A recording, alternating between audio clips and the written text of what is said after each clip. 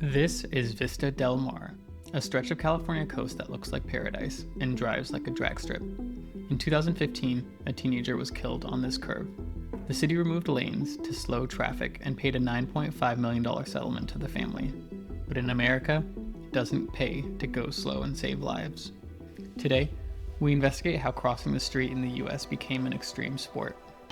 Every car a deadly weapon, every spectator a potential point. Welcome to the Capital Paradox. This economy's been running on cooked books, and we're here to conduct the audit. We track the laws, lobbyists, and loopholes engineered to favor profit over progress.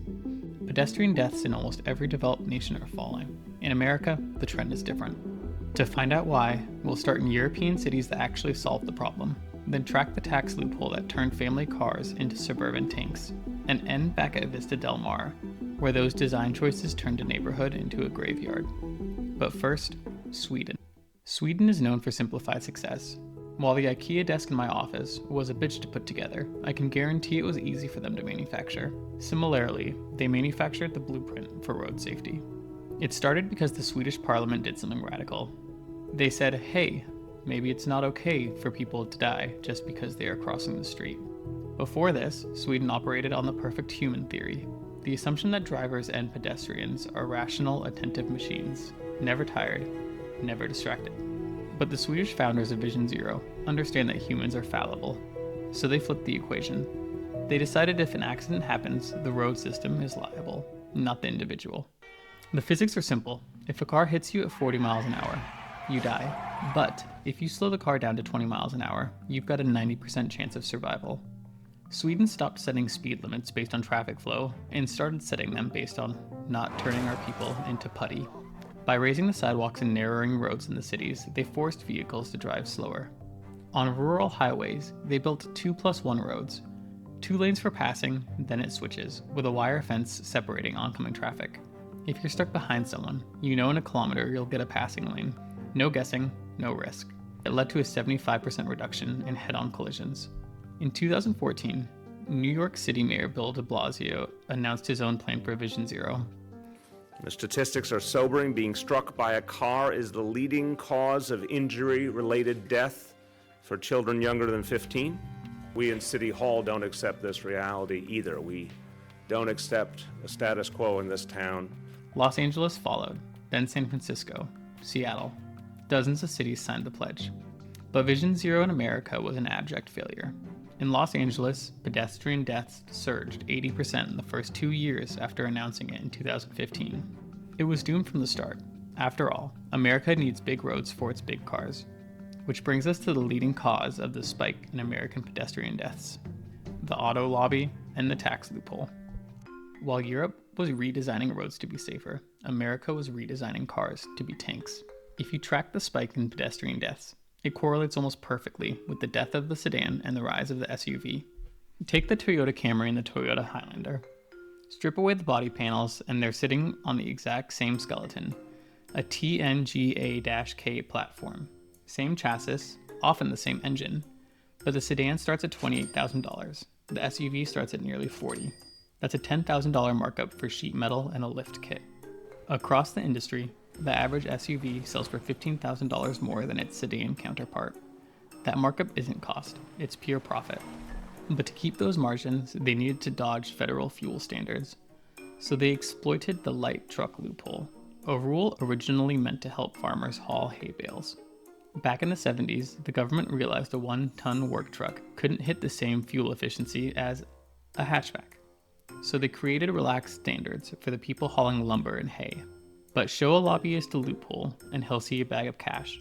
They realized, classify a family SUV as a light truck, and you can ignore the environmental and safety regulations killing your margins on sedans.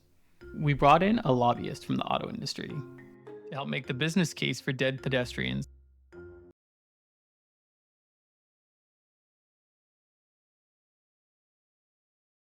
What started as a loophole for farmers found its way into the driveway of every accountant, real estate agent, and neighbor who voted for safer streets. Now that we've introduced our tank, let's take it to the battlefield. Meet the Stroad, an unholy combination of a street where people live and shop, and a road designed for high-speed travel. It's the spork of public infrastructure. Too fast to be a street, too cluttered to be a highway. On a Stroad, lanes are built 12 feet wide, the exact same standard as a federal interstate. The wide open asphalt screams to your lizard brain, go fast, but the sign says 35. Before you know it, you're doing 65, and if you look around, everyone else is too. Traffic engineers call this forgiving designs. Wide lanes with clear zones stripped of trees or poles. The logic, if a driver makes a mistake, they have room to recover. But on a street with pedestrians and storefronts, this backfires. Those wide, clear vistas signal to the driver that it's safe to zone out and speed up. So why did they get built? Money. Cities are addicted to Stroads because they maximize commercial frontage. National chains like McDonald's or Starbucks require a minimum AADT, average annual daily traffic, of at least 25,000 to 30,000 cars per day. That's not a suggestion, it's a prerequisite for the loan. If the road isn't fast and busy enough to hit that number, the bank won't fund the build. So the city widens the road. As for pedestrians, they get a crosswalk painted on a highway. In a system designed to generate commercial activity, human safety becomes a rounding error. Which brings us back to Vista Del Mar. In 2015, a teenager was killed on this road. The city paid a $9.5 million settlement and finally took action. Traffic engineers deployed the term road diet to describe changing road infrastructure to curb speed. Vista Del Mar's road diet consisted of stripping the 4-lane street down to just 2 lanes and adding protected bike paths and signalized crosswalks. To the wealthy enclave of Manhattan Beach, those safety measures didn't represent a life-saving miracle. They represented money being pulled from the pocketbooks of their residents. Their lawyers argued that if 10,000 commuters were delayed by 10 minutes each day at a professional hourly rate, which for Manhattan Beach residents was almost $200,000 a year, in just a few months, the economic loss to the community would exceed the $9.5 million settlement that was just paid out to reconcile the death of the teenager. They threatened to sue for the exact same amount the city had just paid out. One of the loudest voices of dissent for the road diet was a man named Octavio Yearbow. He went on Facebook to rage against the traffic hell the city had created. I wish that I had the time to spend with my wife and daughter like you have with your family. But instead of spending quality time with them after a hard day's work, providing essential services for all the citizens of Los Angeles County, I'm stuck in the traffic hell that you created on Culver Boulevard. He fought for the lanes to be restored, and he won. Realizing angry, wealthy commuters were a bigger political threat than dead teenagers, the city capitulated. They scrapped the crosswalks off the asphalt, tore out the bike lanes, and repainted the 4-lane drag strip.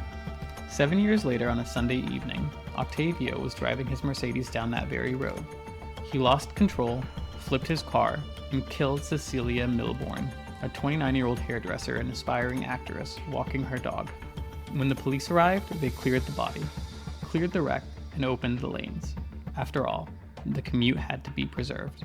The road was restored to its lethal efficiency, and it remains that way to this day. In today's economic machine, there is only one sin: inefficiency. To the system, a traffic jam is a failure. It's lost productivity. It's money burning in an idling engine. In September 2025, a Department of Transportation official named Maria Lefebvre sent a letter to San Diego County. San Diego County won a grant of $1.2 million to implement a road diet. The letter revoked the funding.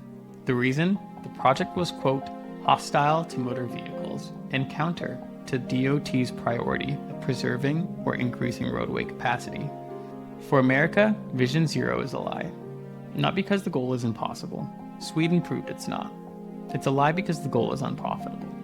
In 2024, drivers struck and killed over 7,000 people, an average of 19 people every day. Our governments weighed the cost of life against the value of a faster commute, and they made their choice. Thanks for watching The Capital Paradox, written by me, an anonymous auditor. Join us for our next audit, the business case for chasing losses. We'll be investigating how sports betting apps are designed to shake down their users for everything they're worth. You bring the betting slip, we'll bring the receipts.